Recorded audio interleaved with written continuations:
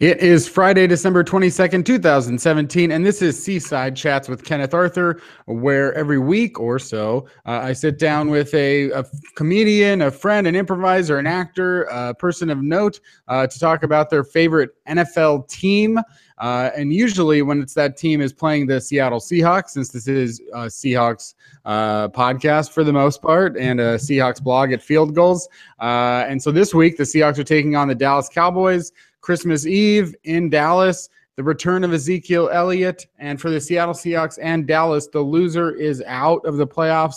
The winner remains alive going into Week 17. So it's a huge game for not just for the Seahawks and the Cowboys, but for the teams that will be watching in the NFC, trying to leap over these teams or hold at bay one of these teams. From what I understand in the odds, really it'll be better for the Falcons, and I think for other teams, if the Seahawks win. It sounds like that the Dallas Cowboys would win more tiebreakers against other teams. So NFC wide, most people I think will be rooting for Seattle. Of course, if you're a Cowboys fan, of which there are many, then of course you'll be rooting for the Cowboys with Ezekiel Elliott coming back. Probably if the Dallas Cowboys get into the playoffs, feeling pretty good, like they're a different team than the one that lost 3 straight games in the middle of the second half of the year, scoring 22 points, I believe it was, over those 3 games without Ezekiel Elliott. So since Elliott's coming back, and if Tyron Smith is healthy by the playoffs, if they get there, Dallas is looking like an entirely different team than the one that lost those 3 games. And to talk about the Dallas Cowboys this week, as well as Dallas and being a Cowboys fan his whole life, Ronnie Adrian of UCB, the Dragons, Comedy Bang Bang, White Women, and so on and so forth. Ronnie, thanks for coming on to the show and talking about the Cowboys today. No, thank you for having me. I always, usually start off with the beginnings, the roots. It's interesting when people, just to hear how people come to be with these teams, but it's not always. The fandom's not always geographical. And with the Dallas Cowboys, too, I would assume because they're on TV so much, there is more nationwide coverage. There's going to be maybe more opportunities. So, Ronnie, where did you grow up and how did you come to be a Dallas Cowboys fan? I grew up in South Carolina. I was born in South Carolina. That's where my family is from. And then me and my mother and my sisters, we moved to Virginia for a couple of years when I was really young. So that's where I found my love for the Cowboys, actually. Still nowhere close to Texas. But definitely that's where I decided that I was a Cowboys fan. Now, there is, if someone's growing up in Virginia these days, it's possible that they would be a Seahawks fan because of Russell Wilson, who went to Richmond Collegiate High School in Richmond, Virginia. Was that around where you're from? It was close. I was from Norfolk, Virginia, and places like Virginia Beach, Richmond, and other places were kind of like the surrounding areas. So like those are like big ones that you hear when you're in from where I was at.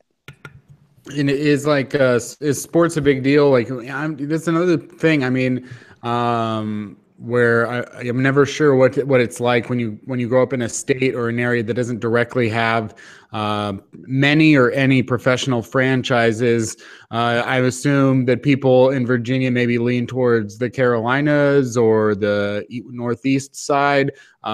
Is there a leaning team in Virginia as far as the NFL or the NBA goes?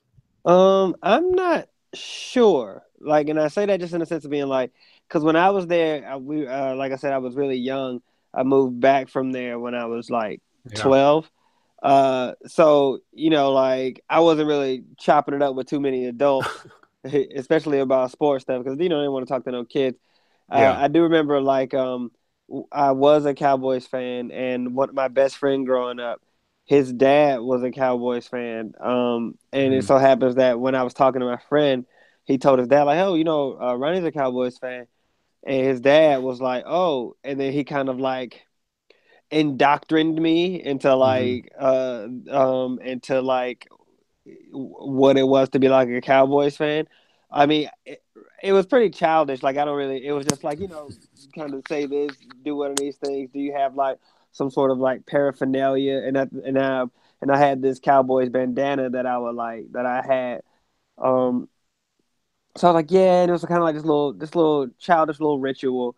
But then it's funny because as a kid, it's still like, oh, now it's locked in. Like oh, Hmm. now it's true. Like a grown up said, I'm a fan. Like that is true.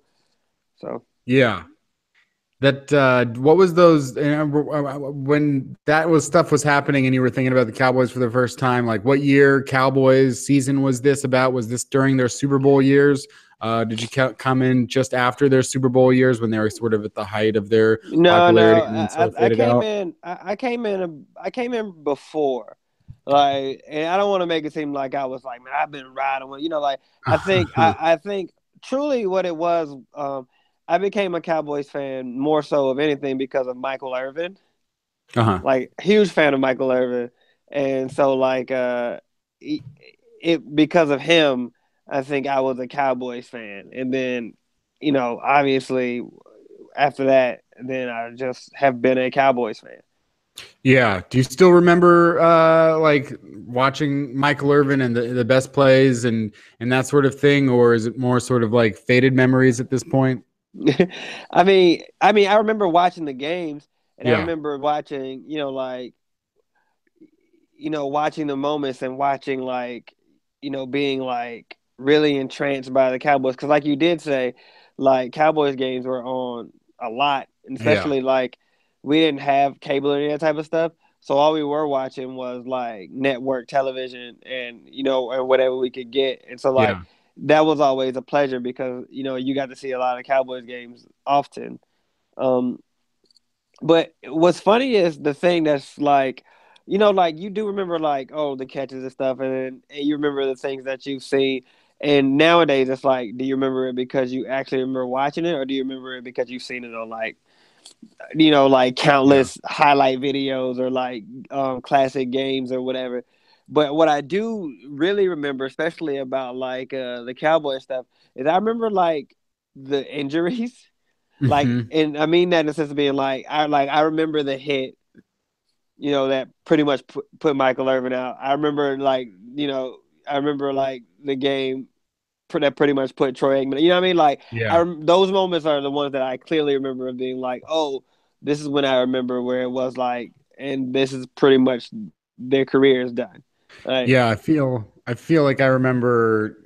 I just feel like with Joey Galloway being a Seahawks fan, like I remember how much we were always excited to watch what he would do. But in terms of actual plays, I feel like I remember one very long end around like crazy play. It took like that one insane play for me to remember, but all the other stuff, it feels like okay, that's harder for me to remember. But that might even be true for teams last year sometimes. Uh-huh. Yeah. I mean, it's funny because it is like you remember like really really great stuff, right? Yeah, But you also it's one of those things where it is like you remember like really good plays and really solid plays, especially in the context of a game. But at the same time, plays like that, even though they're different, are like the same type of play. So, yeah, like, so it is like, oh, you remember that 1990 catch that so and so did over like those two guys? Like, yeah. But then you also like, but then he also happened in like 92 and 90, you know what I mean? uh, Like, so it is like, like you remember the stuff as to what it relates to in like the big game stuff. uh-huh. I mean, well, maybe that's just me. Like, I don't have the best memory on some things when it comes to stuff. But Mhm. like, yeah. Did so those if you were there then if you came in just before like with Michael Irvin who was drafted in 88, Mm-hmm. then they won their first Super Bowl in 91. So if you're coming in at that around that point, do you remember the feeling of like, oh, the Cowboys won the Super Bowl and then the Cowboys won the Super Bowl at all again and then just that height of like thinking the Cowboys are never going to stop winning the Super Bowl. Mm-hmm. Well, I mean, I remember the wins and I remember the Super Bowl stuff, but it's just funny because, like I said, I was really young and Yeah. I didn't necessarily, I don't think I just grasped what it was. Like I mean, or not what it was, but definitely you knew like what the Super Bowl was. But I guess I just didn't grasp like the gravity of like, wow, whoa, like the Super Bowl, like whoa, whatever. Because like I said, I was like really young, and I was Yeah. like a Cowboys fan on my own, like because like my dad was in my life, but like I said, we moved to Virginia. And my dad was still in South Carolina, so essentially, like I was the only one that was in my household that like watching sports or was kind of like into sports. So Yeah. there was nobody like shepherding me into like fandom. There was nobody like shepherding me into like those things. So like even when you did get a win, like I said, I was really young, but it was just like me being like cool, like yeah, like cool, right? I don't think it was like until like the '96 win, uh, um, where I was really like really super like excited, like and Yeah. really like into like just like watching the game and really being into like what was happening. And then, of course, then they didn't. Since then, they've won, I think, maybe two playoff games in the last 20 years. So it's Uh-huh. certainly a heavy shift from where it was before. Do you remember watching Troy Aikman in the terms of like a lot of people look at Troy Aikman's actual stats and say this guy's not a Hall of Famer. He Mm-hmm. benefited from a lot of guys around him. I mean, Mm-hmm. Emmitt Smith probably gets a lot of the same sort of flack when people talk about him as the all-time leading rusher. Mm-hmm. But do you set out to defend Troy Aikman or Emmitt Smith in terms of no, these guys were great and the stats don't really show for Troy Aikman like what it was, or do you feel like yeah he wasn't the best, but I don't care because they won a lot of games when he was there? I mean, I think it's. I mean, obviously, it's two parts where it is like if you're looking at it stat wise, or you're even just looking at it memory wise, you're not thinking like, man, the gunner Troy Aikman. They're like, you're not thinking like, oh my gosh, like Troy Aikman was like Aaron Rodgers before Aaron Rodgers. I think Troy Aikman was a very solid quarterback, and Yeah, when he was good, he was good. I think he, like, but I think at the same time, like, especially those years, the offense that we ran, it was like, all right, well, we're going to give Emmett the ball, and then we're not giving Emmett the ball. Like like we're gonna give people opportunities. So like people like Michael Irvin or like Jay Novacek or like Alvin Harper and guys like those, where it's like we're giving these people opportunities to to also have the ball. But they weren't asking Troy to necessarily like be Joe Montana. They were asking Troy to be a, a, a solid quarterback who, yeah, when the time was called for him to do like to like come through for us, make the right decisions, and he did a lot of those times. And so, like, I think that's the kind of thing that you think about. It is like, oh, okay, like you looking at somebody's stats. Is he a Hall of Famer? When you look at somebody's stats, I mean, there's probably other people who have like maybe more stats or better stats, so to yeah. speak, who maybe aren't in the Hall of Fame or maybe are in the Hall of Fame, but it took them longer to get in than it is him. But I think it's also one of those things where like stats alone is one thing, but you also have to, like take into account impact and like and what they provided, especially during a lot of those times when they were winning games. So yeah, whatever you want to say, like what you did say at the end, it is like I don't care because he won a lot of games for us, Yeah. and he was like somebody that was very dependable, especially like early on, like especially from early to like mid-ish '90s. Then after Hmm. that, you can start to kind of say like the drop off or like whatever. But You like Troy Aikman, the Troy Aikman Joe Buck team? Do you think that's a good broadcast? uh, I mean, I think they're just like interesting. Like I do like I I think it's one of those things where, and I don't want to jump ahead or anything, but like, Yeah. it is that notion to me. Like, I think they're fine. I think they're comparable. I think growing up and you're watching teams such as like, well, me, like when you're watching stuff like with John Madden and Pat Summerall, Hmm. like giving games or whatever, it's like a different vibe.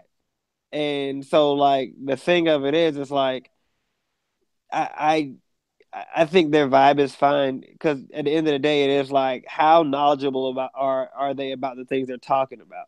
Hmm. Like And I think that's why for some, or even for me now, where it's like it's interesting hearing Tony Romo call games now because he'll Yeah. call a game, and honestly, he sounds like a genius. Yeah. He'll call a game, and he sounds like what? And it's Yeah. almost it's kind of cool, but as a Cowboys fan, it's almost kind of slightly infuriating because it is like hearing somebody like know exactly what to do or know exactly what's going to happen and seeing things, and then you go like, how come this kind of almost superhuman ability didn't necessarily consistently translate to Yeah. wins, at least when it came to like the playoffs or even or even some of the other seasons. Now Tony was great, in the sense of like even and that's a stats guy that you look at it where you go like, man, Yeah. there's a lot of his stats that you would never have thought he actually had, just Hmm. being like, just like being in it because you are a fan and you're with them with the highs and the lows. But like it's interesting now. So I mean, I don't mind that team. I think Joe Buck is just kind of like blah, and I think Troy is Hmm. Troy. I think sometimes he get a little out of pocket sometimes to me, but I have to respect that because that's him doing a job, not him just like being a hater. Yeah, I always think that like when it came to Troy Aikman, or yeah, with Troy Aikman and Tony Romo both, like I'm sure that when Troy Aikman first started, he was coming so fresh out of the game. I mean, anybody that's like, I was just playing against this exact same team a year ago, it probably gives Tony Romo a huge leg up to anyone Mm-hmm. else that does it because he's like, oh yeah, I know what's going to happen here because I was preparing to do this literally a year ago against the same defensive coordinator and the same team, as opposed to Troy Aikman, who's now basically everyone that he knew is out of the league by a long shot, and he's probably just like anybody else that's calling the game. Well, I'm just a guy that's now doing the research, finding out about these things. Mm-hmm. But Tony Romo, I mean, it's still kind of an event. I feel like when Tony Romo calls a game because you're Uh-huh. like, what's he gonna call? What's he gonna call out this time? What's he Yeah. gonna know that nobody else knows? And even Jay Cutler, when he retired and signed up with Fox or whatever, and then decided to go to the Dolphins, I'm sure Jay Cutler, even being Jay Cutler, would sound pretty smart if he was calling games right now. Probably. We'll see. Or We'll you could see. sound like, oh man, well, I would have tried to slice it in there. You'd be like, Jay. Yeah. Well, he threw an interception. I think he should probably go to the sidelines, think about it, not care about the rest of this game. What about, and then another thing that was, the most opportune player, and I think another player that represents like Michael Irvin for a lot of people, the 90s Cowboys that sort of got this reputation of being brash and, Mm-hmm. talking about cocaine and women in terms of the things that I think people associate Mm-hmm. with the team that was happy to sort of like the U, happy to embrace Deion Sanders' opportunity. He went to the 49ers in 94, helped Uh-huh. them win the Super Bowl, and then the Cowboys in 95, helped Uh-huh. them win the Super Bowl. 3 All-Pros with the Cowboys. He returned kicks. He was a receiver. He was a cornerback. Are you a big Deion guy? Yeah, I love Dion. Dion, primetime. That's my guy, man. Like, I mean, and it's interesting because it is like, you know, the kind of attitude that Dion had, was such like an infectious one. He's one of those guys where like whether you love that type of thing that he does or you hate that type of thing that he does. Right. I don't know if Mhm. there's anybody who's like, nah, Dion, whatever, shoulder shrug. You know what I'm saying? Like, but at the same time, I think Dion's one of those like rare players who, especially at the time, who could be as like brash and Mhm. I'm going to say faux arrogant. I mean, I believe in the sense of being like, I believe he was as confident as he said he was, but Yeah. at the same time, like, I think like the things that he put on was definitely like, this is me doing this thing, right? Like, I don't necessarily, because I don't say that just because like being a fan for so long and being able to like like just intake so much Cowboys media and stuff. There's not too many players, and when I say too many, I don't really can't even think of one who has ever came out in the sense of being like and how like of a cancer Dion was. I feel like everyone, especially like any Cowboys, kind of would always tell you like how much like how great of a teammate he actually was.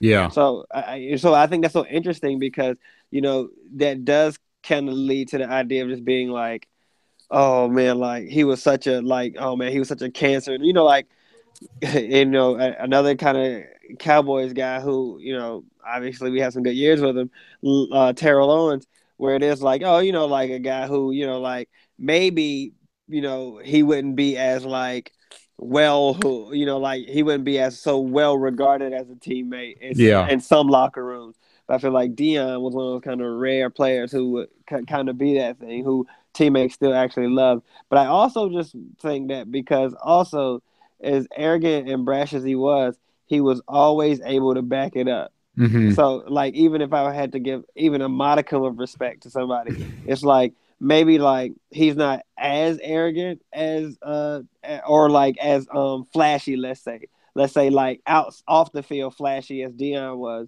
I Yeah. think Richard Sherman is somebody who's very confident and will let you know, but he's also somebody who's very skilled at his position. So like it is like he has the ability to kind of be able to back it up. So like, because people say if you like somebody what they're saying, then shut them up.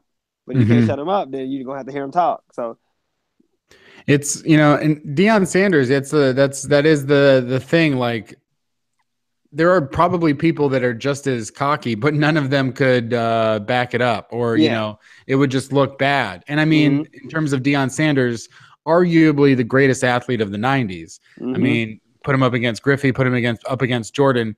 The guy was a Hall of Fame football player, maybe the greatest defensive player in total package in the NFL in the '90s, mm-hmm, outside of the quarterbacks and stuff. And then in baseball, also had a pretty good career, and went in the World Series in '92, hit 533 with 5 stolen bases. I mean, incredible. I can't even imagine hitting a baseball at all out of a pitching machine, and to do uh-huh, it with major leaguers and to be that fast, and to be able to do both sports. It's not even something that most people could even entertain. So it is weird that he backs it up and stuff like that. Even in his end of his career with the Ravens, was playing decently when he was almost 40 years old. uh-huh. And another guy that's taken to the booth. I guess a lot of Cowboys guys, Daryl Johnston.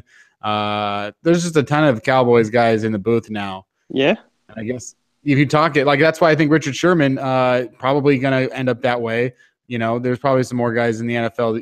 Anyone in the NFL, like Ray Lewis, anyone you're looking forward to in terms of, I bet this guy will be a good guy in the booth? No, honestly, no. Not that I'm looking forward to being like, oh man, I can't wait till this guy stops playing so I can hear him talk about football. So Yeah. so no, not necessarily. But I, I think it's funny because it is people who it is who take to it, who have more of a good presentation now, as opposed to some people who who you could tell are smart, who are good when they play, but definitely are like kind of finding their footing or finding their words. Let's say Yeah. when it comes to like like analysis and all that type of stuff. This isn't something that I have been asking everybody that came onto the show, but now I feel like I should start, which is, for being a sports fan, someone like Dion or anyone like that, you're also someone that basically with comedy, it's like you training to do comedy, you training with improv, training with writing, whatever. And it's important to have a certain amount of discipline. And I know for myself, I look to someone like Russell Wilson sometimes to motivate me to work harder towards the things that I want in my life. Do Mm-hmm. you take principles and philosophies from sports and athletes in terms of how you want to approach your comedy? Well, I mean, I think not necessarily strictly comedy. I think how it's like how you approach, all aspects of your life. Which comedy is just one thing that's in there. Like, uh, I often look at it's interesting because like on Instagram, like like I follow a couple different like sports accounts or whatever. And so they have like their days or have like or specific things or whatever. Like even just calling to like Kobe Bryant who just had his kind of like jersey retirement ceremony, all that type of stuff. And so like it'll be things like that or like Jordan, like you said, with all these guys, where it is like you see how much work they put into their chosen field, right? And you think about it in a way where like as a comedian it's like what's the equivalent of that and how far from it am I, right? Like, so, because like, as a creative or whatever, it is like, there's so many different ways to approach that thing, right? And I think my blessing and a curse is the fact that, like, you know, uh, like a lot of people, you like, you have a sort of, let's say, natural talent, that has, and that you have honed just over the years of just having it and then just being able to kind of do it. But then, what you then do is you realize that, like, once you're at a point or at a place, let's say Los Angeles, so to speak, where you then get to, like, congregate and meet a lot of other people who are also very talented in their own ways. And now it's about the work. The talent is one part of it, but it's such a part of it that a lot of people have, even if it's different from you, they all have it. So then now it's like the notion of this being like, so are you willing to put in the work to then now be better than them, to then beat them? You know what I'm saying? So, like, and I think that's something that I look towards too, because there's a lot of people who are probably just as good or like as athletic as Michael Jordan, who could jump just as high as Michael Jordan, or like, or as Kobe Bryant or whatever. But then, were they willing to also do the things that these guys did to be great? Great, were they willing to do the things or make the sacrifices that these guys made to kind of like have the careers that they had?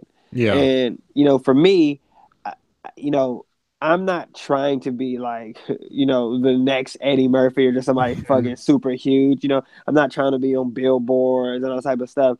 But I do want to have, like a body of work, whatever it may be, that I can look back on and be proud of, that I enjoy doing. Yeah. Right. Like, I think the older I get, the more I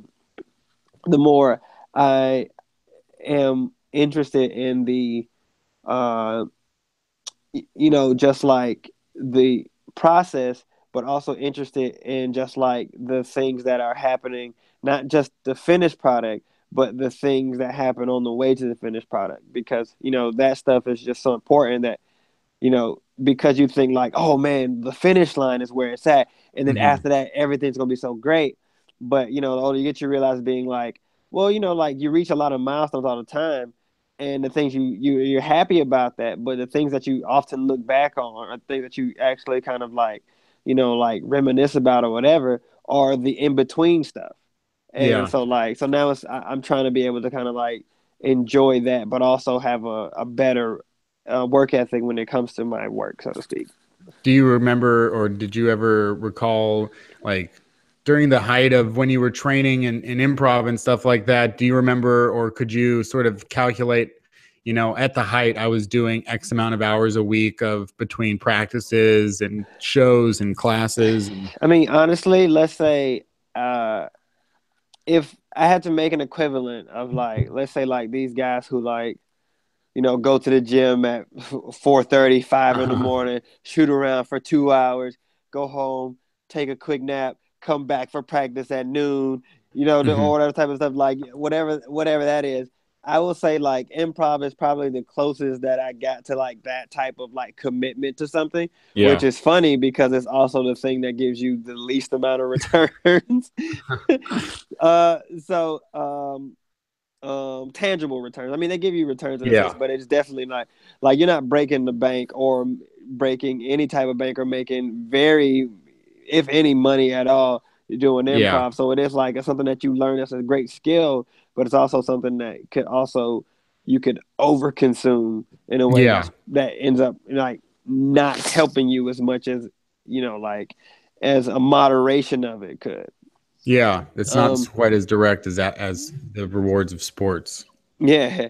So I mean, but at the height, I will say like, 2, 3 shows a night, Hmm. at least 5 days a week. Sometimes a show every day. I was always jumping up with people. Had like 40 teams I was on. And the show, like I said, and the shows weren't always great. Like, if anything, I think a low amount of them as a whole of a show were not good. Yeah. But I think once I realized like what that like I wasn't gonna have the shows that I would imagine in my head because we're all people who were all still learning and stuff. You go like, all right, then, well, if I'm gonna do this, like, what am I getting out of this? Like, meaning in the sense of being like, what am I trying to work on and be better at? So therefore, like, you're not judging stuff on like it's like I'm not judging like my free throws or like or how I shoot my free throws or like how many I missed. I'm judging on my percentage from like where I was last week to where I am Yeah. this week.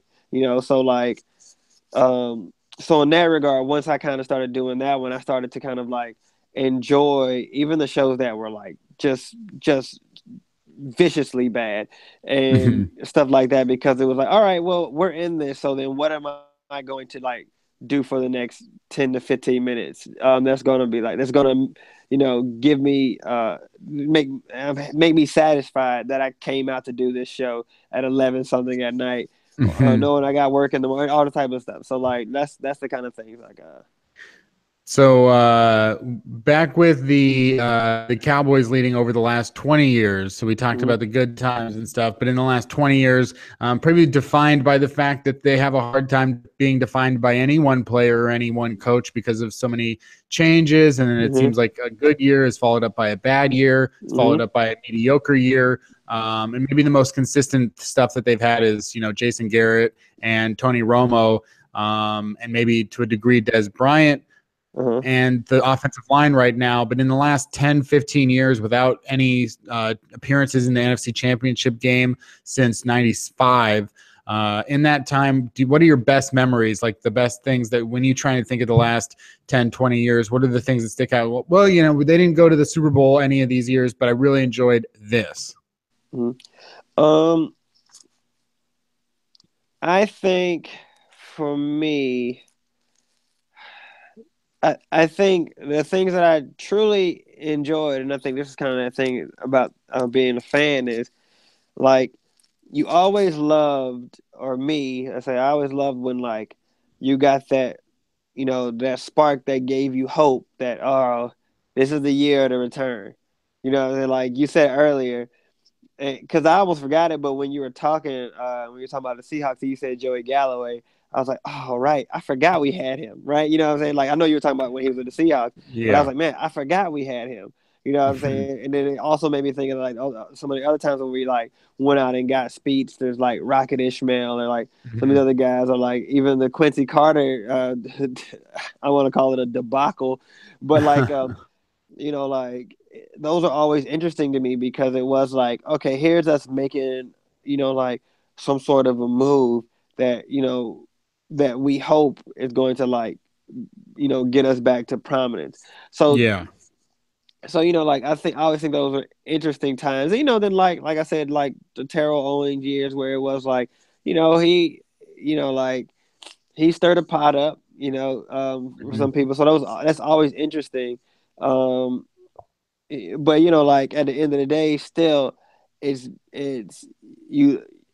you get those moments, but then you also have those hard, those downs as well because like you weren't winning, what I'm saying, or like you weren't winning to the capacity that you would like to see your team, get to. Especially a lot of those times when like you felt like the rosters at those times were good enough to compete and they just didn't. Yeah.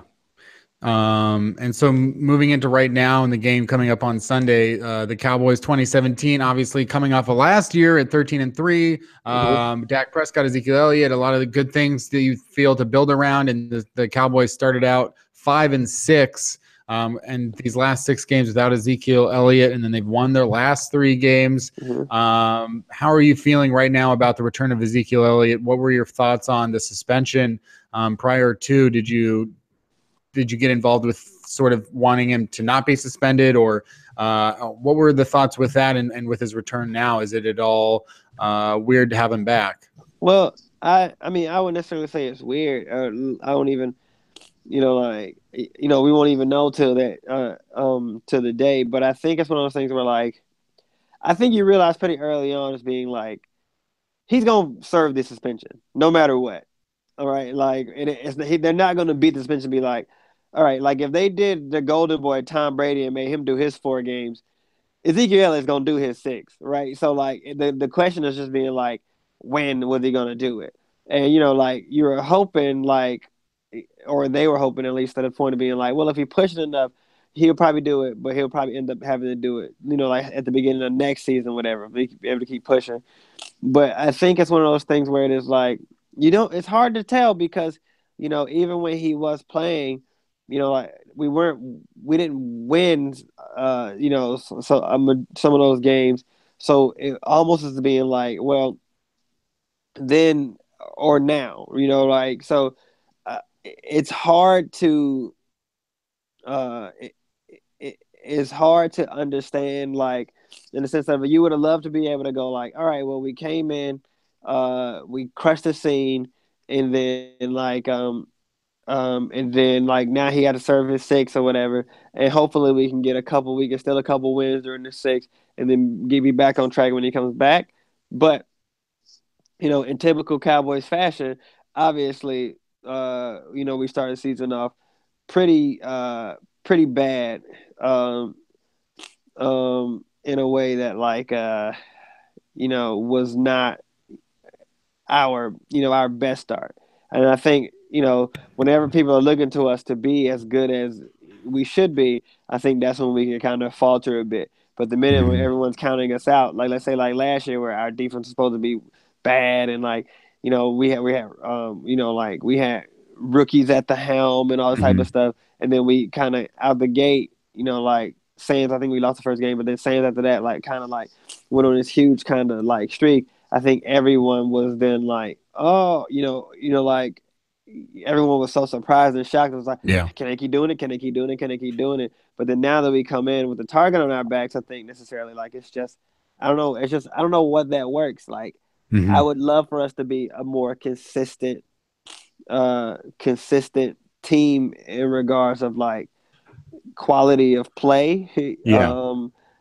throughout, like, a lot of these, teams that continue to kind of like be there, at the end, um, um, and I just don't know Yeah. what's it going to take for us to, like, this is supposed to be the kind of like core right now that's going to allow us to kind of become that team again. Well, and I don't really get it personally. I mean, I get it, but at the same time, I've never really been that big of a fan of Jason Garrett as a coach. And so I think there's good qualities of Jason Garrett. And I think that the Cowboys are a heavy burden for anyone to bear as head coach, because you always know that the real head coach is Jerry Jones, in the sense of, if you don't at least pretty much abide to what he wants, I got a feeling that most people would feel like, okay, well, I'm probably going to lose my job. And, Jason Garrett, though, with all that being said, doesn't really strike me as being any more successful than a Jeff Fisher. That there's years where Jeff Fisher can lead the Titans or a team to a 12-4, 13-3 record, but generally all of the seasons are 500 or worse. And that's sort of Jason Garrett for me. I don't think that there was enough against the Cowboys this year for them to essentially, to basically fall back to being a mediocre team, just because you had some injuries to Tyron Smith and the suspension to Ezekiel Elliott. There was still some issues with, I mean, even still, you look at the whole team and you still think that if they make the playoffs with, a pass rusher like DeMarcus Lawrence and with, a quarterback like Dak Prescott. But Jason Garrett, to me, feels like there's got to be a point, like with Marvin Lewis, that there never was. There's got to be a point where you're like, okay, you have to win a playoff game and at least get, a little bit further. What are your thoughts on Jason Garrett? I mean, I like Jason. I think my biggest beef with Jason Garrett is, I think, and it's always that thing as being like his lack of consistent aggressiveness. And because I think he, like, he has this thing where, like, for whatever reason, A, he loves going away from stuff that's working. And B, once we have a lead or something, he gets way too conservative. And so then therefore you'll see a lot of these Cowboys games where, like, whether we end up losing in the end or it's a close one when it shouldn't have been that close in the first place, we should have kept stepping on these people's necks. And so, like, so like that's my biggest beef with Jason Garrett is the fact that he's being like he takes his foot off the gas, like way, like way too much, where it is like, oh, this is working, this is great. Now the second half, and it's like, all right, three and outs, three and outs, three and outs, three and outs. We can't, we don't want to rush this. And then our defense is going like, hey man, we gave you a good first half because like it was like tandem. You guys are doing great offensively, we're doing good defensively, and now you're not doing so great offensively, and we keep being out here, right? Like, so to me, like that's my biggest beef with Jason Garrett is the fact that you're being like, like let's say even for the example of this season, right? We lost those first three games, I think, without Ezekiel Elliott. But you look at those stats, and Alfred Morris, who I thought coming into this season was a very good like complement to Zeke Elliott, in the sense of just being like, a very solid back who would be able to do well behind our line, which is a very good. Mm-hmm. And so, like, hello? Yeah, I gotcha. Okay. And which is, against our line. And like those first few games, he really wasn't giving them the ball. And you look at the end of the games, and he had like, I don't know, like 20 something yards or whatever. But his carry average would be like, like 4 point something or 5 yards per carry. But he had like only like, like 7 touches or 11 touches, something like that.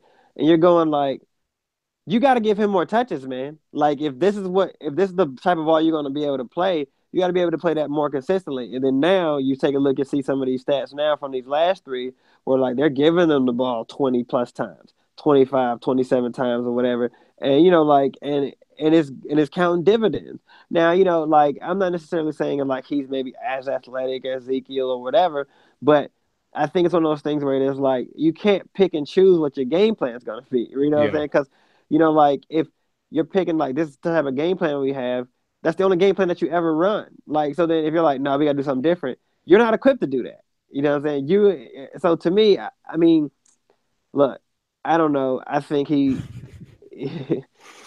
I mean, look, I'm not going to say like, get rid of him or whatever. Yeah. But like, it is that notion of being like, we haven't really necessarily been, the most winningest team, at least in the last 20 years.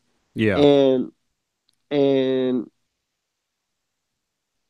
even with the times when we didn't necessarily like have where Jason Garrett wasn't the head coach, even the times where it was kind of the other coaches where it was like, Parcells, he was definitely like Bill Parcells. So, him and Jerry definitely butted heads.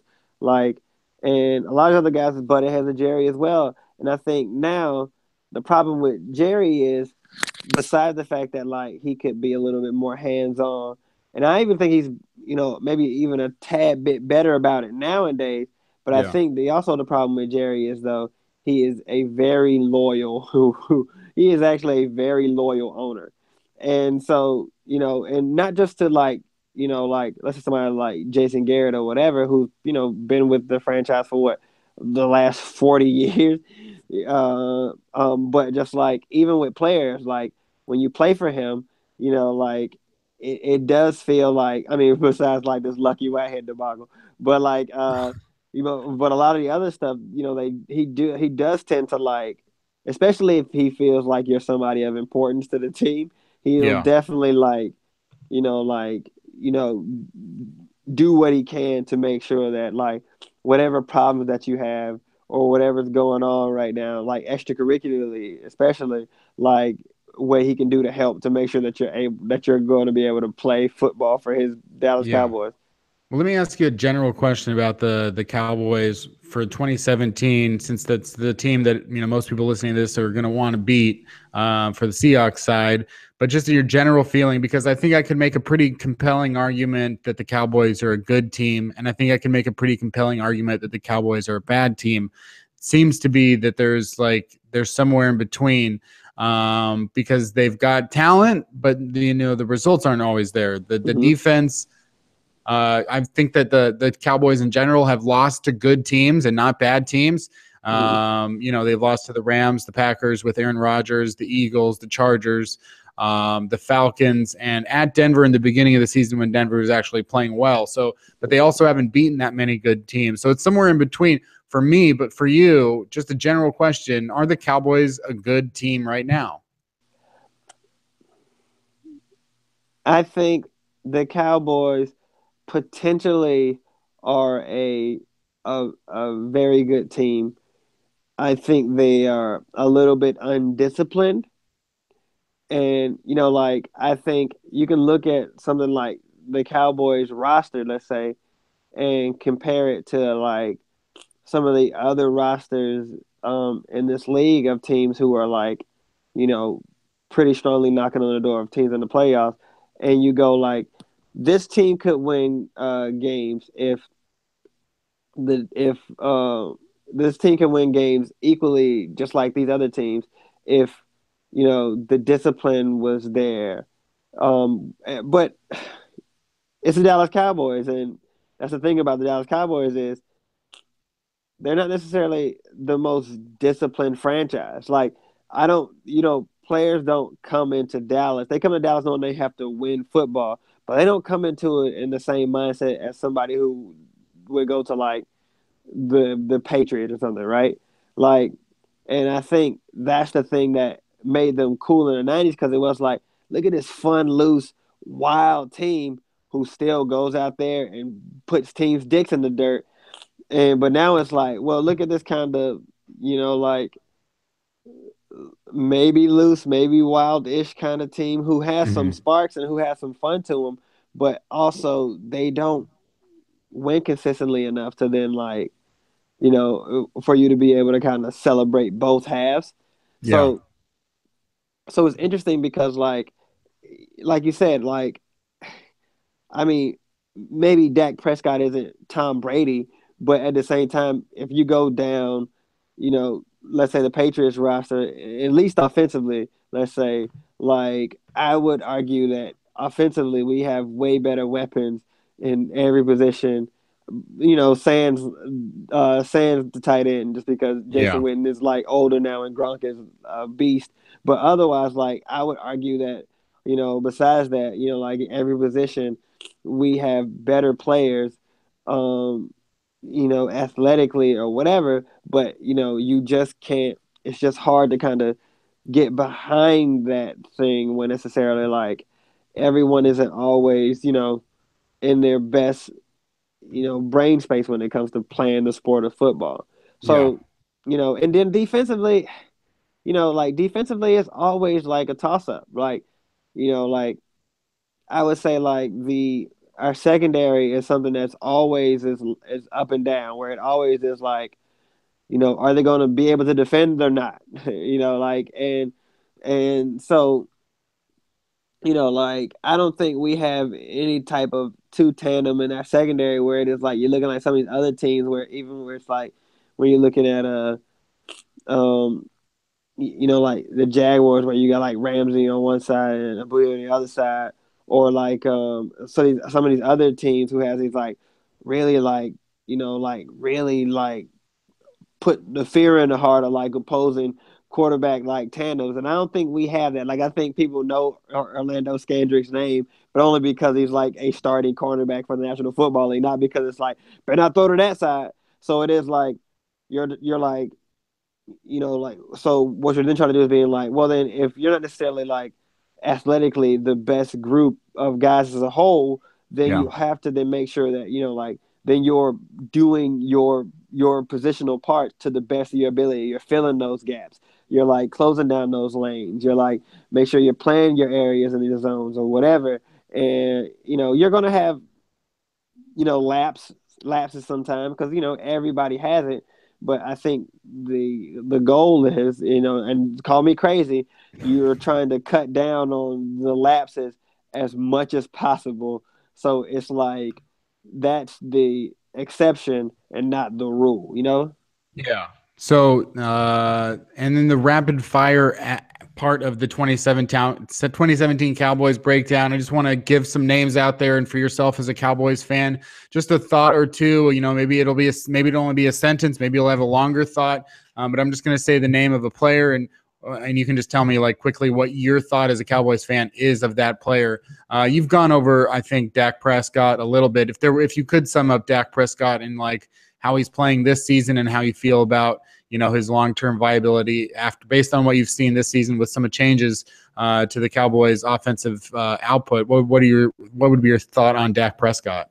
I think early on he wasn't necessarily he wasn't necessarily as impactful, let's say, as it felt like he was like last year coming into the league. And you look at some of his stats, and they're not necessarily the best stats. Like a lot of games, even some of the games we won, it wasn't necessarily like he was burning up the charts. And part of that is the fact that like we do like to give the ball off, hand the ball off a lot. And the other part of that is being like he throws a lot of unders and all that type of stuff. So I mean, I think that Dak is a type of quarterback who could be very impactful.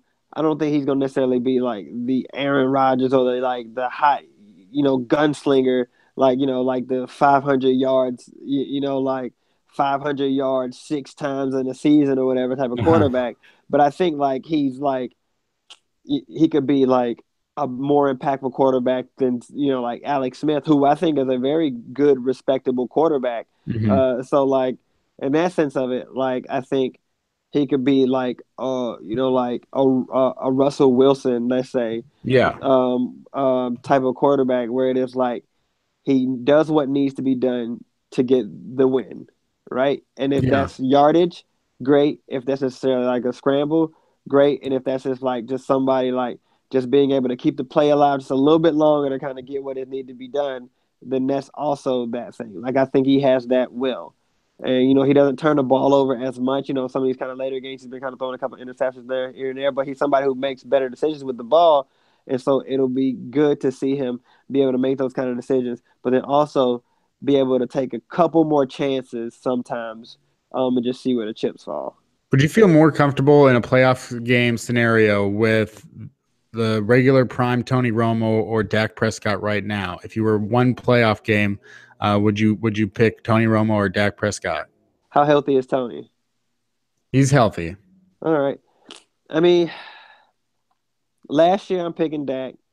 This year, I guess I still would pick Dak, but I say I still would pick Dak just because it's like Tony had a bunch of chances and he didn't really come through. So it is like, if you're going like, well, like he had more experience or whatever, you still go like, well, he didn't get us any wins, so if we're still gonna lose, might as well try something different. Fair. And if we're gonna lose, just lose with somebody else who, So I think I'm still going Dak. Your thoughts on Dez Bryant right now? Yeah, I don't know if it's a symptom of just being like Dez not being able to kind of get separation as much or whatever, but I would say definitely I would love to get more out of him. Part of it, like I said, Dak isn't necessarily like gunslinging the ball, so it isn't necessarily like Dak is getting like 36, 40 chances to throw the ball a game, and they're spreading that pretty evenly amongst like like Witten and some of these backs coming out of the backfield and Beasley, but at the same time, like I would love to see Dez Bryant be able to get more than like 3 catches, 27 yards, and a touchdown in a game or something like. So I don't necessarily think Dez is playing up to his potential, and part of that might be necessarily like what he's doing, and part of that might be necessarily the offense not necessarily like doing too right by him right now. But I definitely think that he could be playing better, or the Cowboys could be utilizing him better. I don't think that Tyron Smith's going to play this weekend. So what are your thoughts on the offensive line without its all-pro left tackle? How much less confidence do you feel for that whole unit, which has 2 all-pros on other positions? But what do you think of the whole unit without Tyron Smith? I mean, I think, guys have to step up, right? Injuries happen all the time.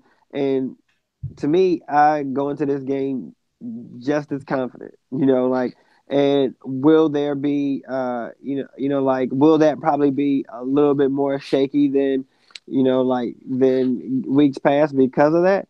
Maybe a little bit. Maybe now Dak has to be, a little bit more on the swivel when he does step back or whatever. But I still go into the game more confident, or just as confident as I was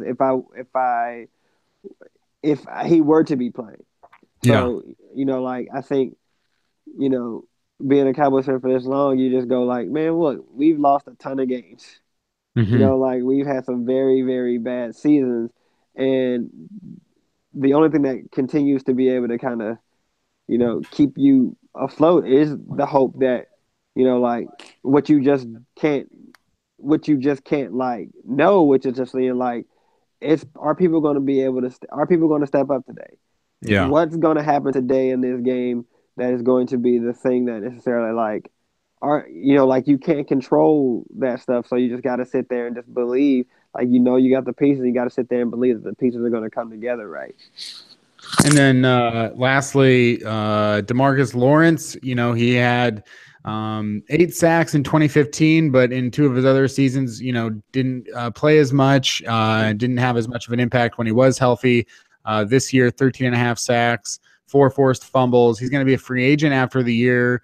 Based on some of the other contracts that we've seen guys get in free agency when they're pass rushers at this point, especially with his age and everything, I could see DeMarcus Lawrence being a guy that costs $90+ million, which, is very prohibitive for a defensive end. But if it's going to be a guy that's going to be like Von Miller, then it becomes more palatable maybe for people to see a big contract going to that guy. But DeMarcus Lawrence, not proven essentially up until this year when he does go into a contract year. So with DeMarcus Lawrence, is that a guy that you feel is very talented and will definitely be this good for a long time, or would you hesitate to see him signed long term? I mean, I would hesitate to see him sign long term, depending on how much it's going to cost the team. Mm-hmm. And I say that just in the sense of being like you said, he is unproven, and this could be something that could happen, for a long time. But like, you've also seen, like, like, with the Cowboys, where it is like, like this, like, we lost somebody, like, or we let people go all the time, especially defensively. Even like the year before, our winning season, where it was like DeMarcus Ware is gone, and, like, like, some of our secondary, like some of our more veteran secondary is gone, and, like, this person's gone, that person's gone, we let this person go, and then we were supposed to have a very not so great of a season, and then next thing you come through and we kind of like ragtag winning with a bunch of, like, uh, quote unquote no name players, so to speak. They're just making their name because they're playing collectively well as a unit, and then offensively we're doing well. So to me, I would love if he were going to be that thing, so to speak. But you do have to go like, well, how do you know? Like, how do you know? Like, this is not somebody who it is like, coming to the league and they're doing consistently the same thing that they're doing here. It's one of those things where it is like, well, he has some downs, now you got some ups. So you don't necessarily know if, like, those ups are going to stay, because, like, there's a lot of players who are, very solid players, like, there's a difference between the idea of being like getting a prime Julius Pepper who's going to give you a strong, like a strong, consistent, like, um, base at this position, or getting a, like, an Ndamukong Suh who is who is a tenacious defensive player, but who also is, like, you know, up and down for, like, when he's going to be like the player that you want him to be and when he's going to, like, kind of phone it in. He's always going to be nasty, but is he Yeah. going to, like, like, when is he going to, like, give you the fire that that you want from somebody like him? Yeah. So, you know. So so that's for the last of it. Do you feel confident this weekend? Do you have a thought in terms of what do you think is going to happen with the Dallas Cowboys at home? They need to win. And then even with that being said, it'll be interesting to see if the Cowboys do win in Week 17, they have to go to Philadelphia. I think this weekend, I'm pretty sure the Eagles can clinch #1 seed, which would, sort of take their minds off of Week 17 and certainly be helpful to the Dallas Cowboys. So what are your thoughts in terms of the game this weekend? Are you confident, or at least how confident are you that the Cowboys would win? And even if they do win this week, are you confident? Do you have confidence going into that Philly game at the end in Week 17 with Elliott back? I mean, I'm confident all the way. I mean, you don't stick around and be a Cowboys fan this long. Yeah. If as long as people say there's hope, you go like, then great, then we got it, right? Like, yeah. I told people, and now it's not necessarily as true because all you see is all these pundits tell you how much we got to win out. But I was like, I mean, the team can get into the playoffs at 10-7. I mean, that's at 9-7. But now you probably can't just because of just like, like the NFC is like, probably doing better than it's done winning wise across the board. So like, it's definitely one of those things where it's like you can't control necessarily like if we make it or not. Only thing that they can control is the fact of being like we have to win out, and if we don't win out, we're already shooting ourselves in the foot. That's the only thing that we can control. So to me, I'm going in very confident. Y'all just got that drubbing last week from the Rams, and so like y'all coming in defensively necessarily y'all not really that healthy. And Ezekiel's coming back. So then, like this is the best chance of any to strike on you guys. And then also to then be able to kind of take the momentum and then take that going into the Eagles game in a sense of it, with the Wentzless Eagles, like that changes the dynamic. I'm not necessarily saying that Foles can't do well, but but it is like, oh, okay, like, taking it one game at a time. So, going into this one will be great for us if we can get this win, and then you can focus on the Eagles the week after that. Definitely. Well, that's it for this week with Ronnie Adrian. Thanks so much, Ronnie. Is there anywhere that people you want to come check out in terms of Twitter or Instagram or anything like that? I mean, I do have a Twitter account. You can follow them if you want. I hardly ever tweet and or use it. I mean, I have it open, but I don't really do Twitter. But like anyway, you can follow me if you want to. It's Bones Adrian. And that's the same thing as my Instagram, Bones Adrian. You can follow that. That I do. That I am on, so that you can, if you want to follow me to see what's going on in my life. Definitely. And then, Ronnie Adrian, look it up online if you want to see where I'm at around town or whatever.